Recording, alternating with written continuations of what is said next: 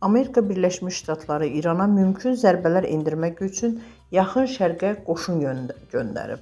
Sferas xəbər verir ki, bu barədə Fox News mənbələrə istinadla məlumat yayır.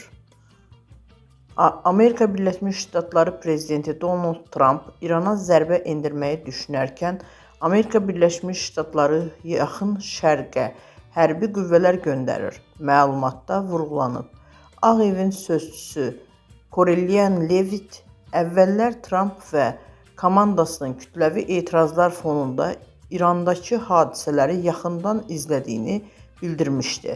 O əlavə etmişdi ki, Amerika Birləşmiş Ştatları administrasiyası hazırda bütün mümkün ssenariləri nəzərdən keçirir. İranın keçmiş prezidenti Həsən Ruhani və İranın keçmiş Xarici İşlər naziri Cavad Zərif saxlanılıb və ev dustaqlığına buraxılıblar. Sferas xəbər verir ki, Cedal verilişində siyasi ekspert qismində qonaq olan İran parlamentindəki radikal mühafizəkar millət vəkili Əbülqasim Cərari və ekstremist Paydari cəbhəsinə yaxın tanınmış fundamentalist fiqur Meysəm Nadi bu barədə iddialarla çıxış ediblər.